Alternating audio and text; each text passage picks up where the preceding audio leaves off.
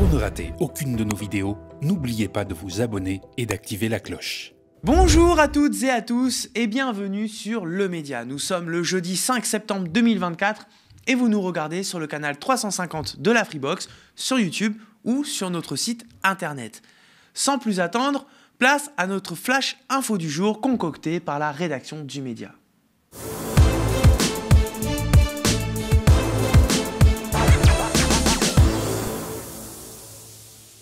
Emmanuel Macron a-t-il définitivement enterré la démocratie et dans le même temps offert le pouvoir sur un plateau d'argent au RN pour 2027 ? En tout cas, ça y est, c'est décidé. C'est donc Michel Barnier qui a été nommé Premier ministre par le président de la République. Ce dernier a donc définitivement écarté les vainqueurs de l'élection législative pour leur préférer les Républicains et son score groupusculaire. L'ancien ministre de l'Environnement, des Affaires européennes, ancien commissaire européen, l'homme de droite est donc désigné pour être le nouveau locataire de Matignon. Ils ont fait moins de 6% au second tour des législatives. Michel Barnier, c'est un vieux de la vieille, 50 ans de carrière politique. Sa carrière politique, justement, elle a commencé dans les années 70, comme président du Conseil général de Savoie. Puis il a été député de 1978 à 1993. Son œuvre politique n'est pas mal non plus. En 1982, il avait par exemple voté contre la dépénalisation de l'homosexualité. Il était aussi favorable en 2021 à un moratoire sur l'immigration pour stopper les régularisations, limiter le regroupement familial, réduire l'accueil des étudiants étrangers. Rien que ça. La manifestation du samedi 7 septembre prend davantage de sens et promet d'être massivement suivie. Le Média sera d'ailleurs là pour la couvrir. Du côté du NFP, on annonce déjà la censure du gouvernement, comprendre par là qu'une motion sera déposée. Jean-Luc Mélenchon s'est exprimé presque immédiatement après l'annonce de la nomination de Michel Barnier. Écoutez. Le président de la République vient de nommer le Premier ministre. C'est M. Michel Barnier. Notre réaction ne dira rien sur les qualités de la personne. Ce n'est pas le sujet. Le sujet, c'est que le président vient de décider de nier officiellement le résultat des élections législatives qu'il avait lui-même convoquées. Ce n'est pas le nouveau Front populaire qui est arrivé en tête de l'élection qui aura le Premier ministre et la responsabilité de se présenter devant les députés. Ce sera un membre, parmi d'autres, d'un parti qui a été le dernier à l'élection législative, qui a fait le plus petit score et qui a fait l'un des plus petits nombres de députés pour finir présent à l'Assemblée nationale. L'élection a donc été volée au peuple français. Le message a été nié. Le premier secrétaire du Parti socialiste, Olivier Faure, n'hésite pas à évoquer de son côté une crise de régime.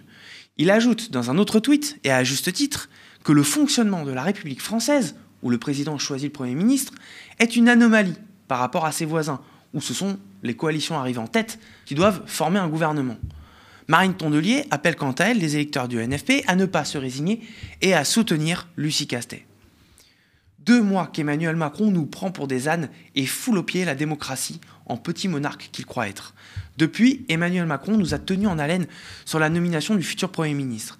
Il est même allé jusqu'à faire croire qu'il pourrait nommer l'obscur président du non moins obscur Conseil économique, social et environnemental. Il a enchaîné les consultations avec différentes personnalités politiques de tous bords. Jusqu'à hier, les noms de Bernard Cazeneuve, Xavier Bertrand ou encore David Linard circulaient. Hier justement, mercredi 4 septembre, le président de la République fait pendre la carotte au balcon de l'Élysée. Un Premier ministre pourrait être nommé dans la journée. La balance paraissait pencher du côté de Xavier Bertrand. Et les médias mainstream, appâtés par la carotte, sont tombés dans le panneau en bons journalistes de cour qu'ils sont. Il y avait de quoi le voir venir pourtant. C'est pas comme s'il nous avait pas déjà fait le coup. À quasi chaque remaniement, le nouveau gouvernement sera nommé cet après-midi. Puis rien. Rebelote hier, il y aura un Premier ministre d'ici 20h. Puis rien. Le plus inquiétant dans tout ça, c'est qu'il laisserait le RN et Marine Le Pen se poser en arbitre des négociations pour le futur Premier ministre. Sentiment partagé ce matin par la chef des écologistes Marine Tondelier sur France Info. Quand Emmanuel Macron nous dit que ce sera une forme de cohabitation, mais c'est quoi une forme de cohabitation ? C'est du en même temps, c'est ce qu'on fait depuis 7 ans, donc c'est qu'on continue. Quand il décide tout seul, on lui a rien demandé, de poser une question aux Français, voulez-vous une cohabitation, oui ou non ? Les Français, ils ont répondu oui. Ils n'ont pas répondu, Ils ont répondu on va oui. continuer le macronisme. Ils n'ont pas répondu ça. C'est pas l'analyse que tout le monde fait. Il y a beaucoup de gens qui disent ils ont répondu qu'une seule chose, c'est au deuxième tour, pas de Rassemblement national. De ne pas, oui, enfin en tout cas c'est plutôt avec elle qui discute en ce moment et c'est plutôt elle qui fait l'appui le bon temps. Et ça veut dire quoi? Vous êtes devenus les dindons de la farce au NFP? Je veux dire qu'en fait j'en ai marre de l'hypocrisie, des alibis et des faux semblants. On se met à sa place, parce que le Rassemblement national a d'ailleurs annoncé qu'il attendrait le discours de politique générale pour prendre une décision quant au vote ou dépôt d'une éventuelle motion de censure. Mais peu probable, compte tenu de la réaction de Marine Le Pen au micro de LCI. Barnier semble répondre au moins au premier critère que nous avions réclamé, c'est-à-dire un homme qui soit respectueux des différentes forces politiques et capable de pouvoir s'adresser au Rassemblement national, qui est le premier groupe de l'Assemblée nationale, de la même façon qu'aux autres groupes. Et ce sera utile parce que des compromis vont devoir être trouvés compte tenu de la situation budgétaire. Comprenez donc que si Emmanuel Macron a nommé Michel Barnier, il est tout à fait plausible qu'il ait reçu l'assentiment du RN et de Marine Le Pen en amont. Impossible non plus de ne pas penser que si Macron a renoncé à nommer Bernard Cazeneuve ou Xavier Bertrand, c'est parce que le parti héritier de Vichy, après 2 heures de conversation téléphonique avec Emmanuel Macron, a déclaré qu'il les censurerait. Emmanuel Macron, celui-là même qui prétendait être le rempart contre l'extrême droite, se retrouve soumis et de façon consentante à elle. Pour refaire le film un petit peu de ces 2 derniers mois, on peut aussi légitimement se demander si la démarche du président était bien sérieuse. Pourquoi proposer Xavier Bertrand, sachant qu'il est brouillé avec tous ses anciens potes des Républicains et qu'ils se haïssent copieusement, lui et le RN? Pourquoi proposer Bernard Cazeneuve, sachant qu'il ne fait même pas l'unanimité au PS, si ce n'est pour tenter de diviser le nouveau Front populaire en éprouvant la capacité de trahison du Parti socialiste? Le nom d'Aurore Bergé aurait même été esquissé. Le président a sans doute ses raisons que la raison ignore. Ceci dit, peut-être était-il vraiment bloqué dans ses choix. Selon Le Figaro, aucune des options qui tournent ne lui convient. Manifestement, il a eu un déclic. C'est donc Michel Barnier, on le disait. Ce coup de force qui rompt avec tous les us et coutumes de la Ve République depuis son instauration en 1958 commence à lasser, même à droite, à l'instar de Valérie Pécresse, qui appelait ce matin Emmanuel Macron à se tourner vers l'hypothèse Lucie Castet. Écoutez. Il faut que le président de la République change de méthode et qu'il accepte l'idée que le futur Premier ministre ne sera plus son collaborateur. Il n'est plus maître aujourd'hui du jeu. Et je pense, rétrospectivement, qu'il aurait sans doute dû, il y a quelques semaines, prendre le nom de Madame Castet, c'est effectivement le NFP, est effectivement la première coalition au Parlement, dire à Madame Castet, ou dire au nouveau Front populaire, écoutez, essayez d'avoir une majorité, vous êtes le premier groupe, essayez d'avoir une majorité, revenez, dites-moi si vous avez trouvé cette majorité de non-blocage, et si c'est le cas, je nommerai un Premier ministre issu du NFP. De plus en plus, on entend retentir ça et là l'hypothèse d'une démission du président. Il est vrai que cette situation qu'on vient de vivre, inédite depuis la 4ème République, est largement imputable au président Macron et à ses caprices de petit roi. Et entre l'annonce de la candidature d'Édouard Philippe, la pétition lancée par la France Insoumise et qui a recueilli plus de 200 000 signatures, et la motion de destitution lancée à l'Assemblée nationale, l'étau semble se resserrer malgré tout autour du chef de l'État. Mais d'ici là, on vous donne rendez-vous samedi dans la rue. L'actualité sociale de ces derniers jours est marquée par les discussions autour des arrêts de travail dans la fonction publique. Gabriel Attal, alors ministre de l'Éducation nationale et de la jeunesse, avait commandé un rapport sur ce sujet, visant à faire la lumière sur ce qui est présenté comme une hausse de l'absentéisme. Dans le viseur du gouvernement démissionnaire, réaliser des économies en s'attaquant aux 14 jours et demi d'absence en moyenne par an et par agent pour raison de santé. Parmi les propositions avancées, certaines sont particulièrement polémiques car elles ciblent directement les arrêts maladie. Par exemple, allonger le délai de carence ou encore réduire l'indemnisation journalière. Or, il est essentiel de ne pas confondre arrêt maladie et absentéisme.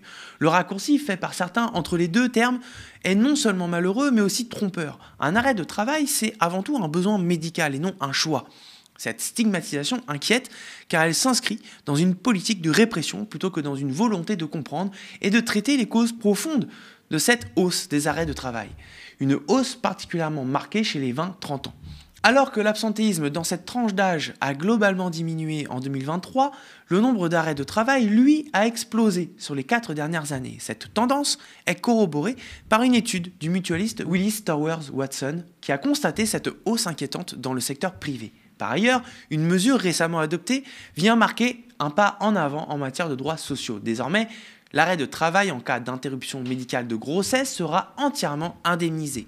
Une avancée saluée par les associations de défense des droits des femmes qui estiment qu'il s'agit là d'une reconnaissance nécessaire du vécu difficile des personnes concernées.